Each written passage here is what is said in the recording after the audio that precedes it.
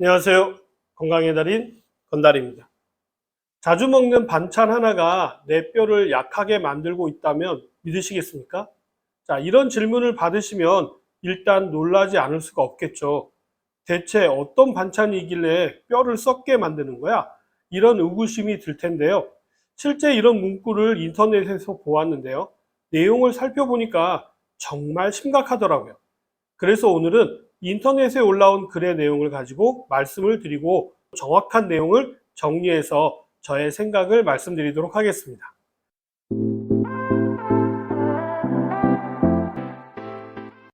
나이를 먹게 되면 건강에 대한 관심은 높아질 수밖에 없는데요.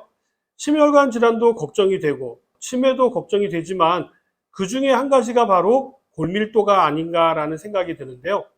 특히 여성의 경우 갱년기 이후에 골밀도가 급속하게 감소하면서 골연화증이라든지 골다공증이 많이 발생하기 때문이겠죠. 최근에는 여성뿐만 아니라 남성분들의 골다공증도 증가하고 있다고 하는데요. 자, 이렇다 보니까 뼈에 대한 관심이 높아질 수밖에 없습니다. 그런데 한 인터넷 기사가 눈에 띄어서 그 내용을 말씀드려 보려고 하는데요. 칼슘을 챙겨 먹고 운동도 열심히 하는데도 골밀도가 계속 떨어진다라는 분들 계시죠. 이런 경우라면요. 원인을 생각해 보셔야 하는데요. 중년 이후시라면 아무리 칼슘을 많이 드셔도요. 뼈는 튼튼해지지 않습니다.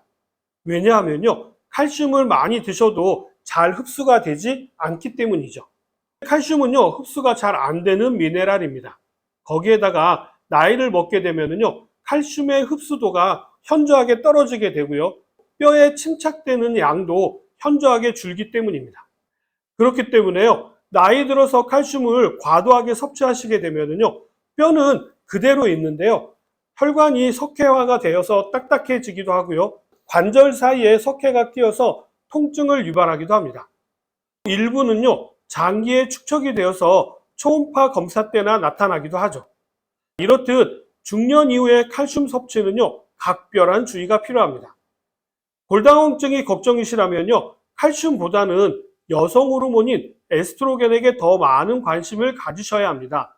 칼슘이 아무리 많아도요. 뼈에 축적이 되게 하는 것은 바로 에스트로겐이기 때문입니다. 갱년기 이후 여성의 경우에는요. 급격하게 에스트로겐이 줄어들기 때문에 칼슘을 뼈에 전달하지 못해서 골다공증이 발생하게 되는 것입니다. 우리 몸에서 빠져나가는 칼슘의 양은 일정합니다. 문제는 빠져나가는 칼슘이 아니라 보충되는 칼슘이 문제인데 이것도 칼슘의 양보다도 에스트로겐의 작용이 더 중요하다라는 것이죠. 그런데 기사 내용은요. 칼슘 섭취 때문에 먹는 반찬이 오히려 뼈에 문제를 일으킬 수 있다라고 주장을 하는데요. 좀 황당한 이야기로 구성이 되어져 있더라고요. 정말 전문 지식이 없는 사람이라면요. 모두가 속을 만한 내용이라 바로 잡아드리고 싶어서 오늘 영상을 만들게 되었습니다. 내용을 살펴보면 매일 먹는 반찬이 뼈 건강을 망친다고 이야기하고 있는데요. 이러한 반찬은 체내의 칼슘 손실을 촉진하고 뼈의 재생을 방해해서 골다공증을 유발하는 주요 원인이 된다라고 주장을 하고 있습니다.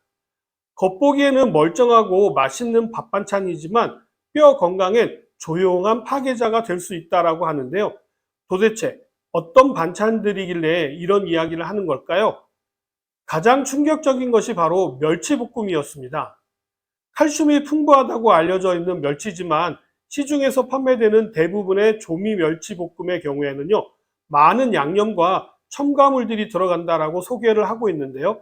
간장이라든지 설탕, 물엿, 인산염이 함유된 조미료를 넣어서 맛을 내게 되는데 이 조미료 속의 인산염이 체내 칼슘 배출을 증가시킨다라고 이야기하고 있습니다. 과도한 인삼염 섭취는요, 칼슘과 결합해서 물에 녹지 않는 염을 만들어 가지고요, 흡수되지 못한 채 우리 몸 밖으로 배출되고요. 이로 인해서 혈액 내의 칼슘 농도가 떨어지게 되면서 뼈에서 칼슘이 빠져나가서 혈액에 칼슘을 보충한다라는 이야기입니다. 즉, 멸치에서 얻을 수 있는 칼슘 양보다 조미료로 인해서 잃게 되는 칼슘의 양이 많아질 수가 있다라고 주장하는데요. 네, 모두 맞는 말입니다. 그러나 모두 다 과장된 이야기이기도 합니다. 자, 얼핏 들으면 맞는 이야기인 것 같지만요. 그렇지 않는 정보들이 너무 많습니다. 이러한 정보가 많은 오해를 불러오게 되는 것이죠. 하나하나 짚어드리도록 하겠습니다. 식품 첨가물에는 산성 성분이 있는 것은 사실입니다. 인산을 비롯하여서요, 질산이라든지 염산, 황산, 젖산 등등 다양한 유기산들이 사용되고 있습니다. 그러나 이러한 성분들은 아주 미량으로요, 식약처에서 그 사용량을 제한하고 있습니다. 인터넷 기사에서 이야기하는 인산은 산이기 때문에 이것을 중화하기 위해서 칼슘이 사용됩니다. 혈액에 일정한 칼슘이 존재하는 이유는요, 우리 몸의 체액의 pH를 적절하게 유지하기 위해서입니다. 그런데 멸치볶음에 함유되어져 있는 인산이라고 하면 그 양이 아주 미비합니다. 멸치에 있는 칼슘의 양은 그램 단위라고 한다면요, 조미료에 함유된 인산 양은 미리그램 단위도 안 될 정도의 작은 양입니다. 이렇게 치면 우유의 경우에는 우유 100g에 칼슘은 100mg이 함유되어져 있는 반면에요, 인산은 83mg이나 함유되어져 있습니다. 이건 멸치볶음과는 비교가 안 되는 인산 양입니다. 그런데 멸치볶음에 함유된 조미료에 들어있는 인산의 양이 뼈에 악영향을 미친다? 이거는 말도 안 되는 소리입니다. 한강물에 발을 한번 담갔다고 해서 한강물이 오염됐다라고 하는 꼴과 같은 것이죠. 이 기사가 맞다면요, 우유는 절대로 먹으면 안 되는 식품이 되는 것입니다.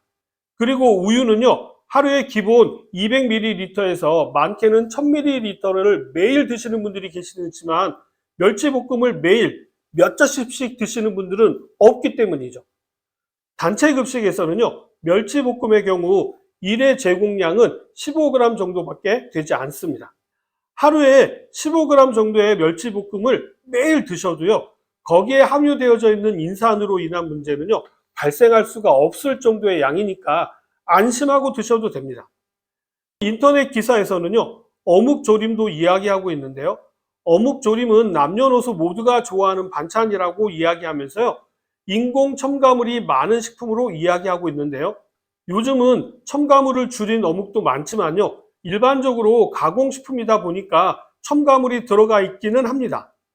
어묵에는요, 제3인산 나트륨, 폴리인산 나트륨, 피로인산 나트륨 등의 인산염이 함유되어져 있습니다만 그 양이 전체의 0.2% 내외입니다.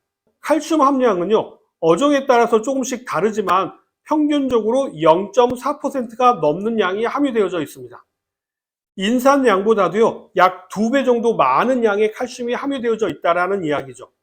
그런데도 어묵도 뼈를 갉아먹는 반찬으로 소개하고 있는 것이죠. 이건 완전히 잘못된 정보를 이야기하는 것입니다. 이건요, 햄을 비롯해서 참치캔도 모두 같은 의미입니다. 콜라도 인산이 많이 함유되어져 있는 음료인데요, 콜라 작은 캔 하나에는요, 약 42mg의 인산염이 함유되어져 있습니다. 이건 대략 우유의 4분의 1 수준인 것이죠. 이 기사가 말하는 내용은요, 현실과 좀 동떨어진 부분이 있다는 것입니다.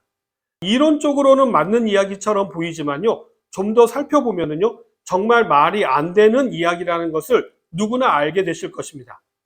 뼈는 한번 약해지면요, 회복이 어렵습니다. 문제는 지금은 아무런 증상이 없어도요, 골다공증은 조용히 진행되고 있기 때문에 더 각별한 주의가 필요한 것이죠. 그래서 중년 이웃이라면요, 2년에 한 번 정도는 골밀도 검사를 꼭 받아보시고요, 너무 칼슘만 생각하지 마시고 중년 이후에 부족해지기 쉬운 비타민 D를 비롯하여서요, 에스트로겐과 비슷한 식물성 에스트로겐으로 알려져 있는 이소플라본 섭취에도 신경을 쓰신다면 뼈 건강을 지키는데 도움이 되실 것입니다. 오늘은 인터넷에 올라온 잘못된 기사에 대해서 바로 잡아드렸는데요, 어떻게 좀 도움이 되셨나요? 저 건강의 달인은요, 이러한 잘못된 정보를 바로 잡는데 앞장서도록 하겠습니다. 오늘 내용은 여기까지고요. 저는 다음 시간에 더 좋은 내용을 가지고 다시 찾아뵙도록 하겠습니다. 감사합니다.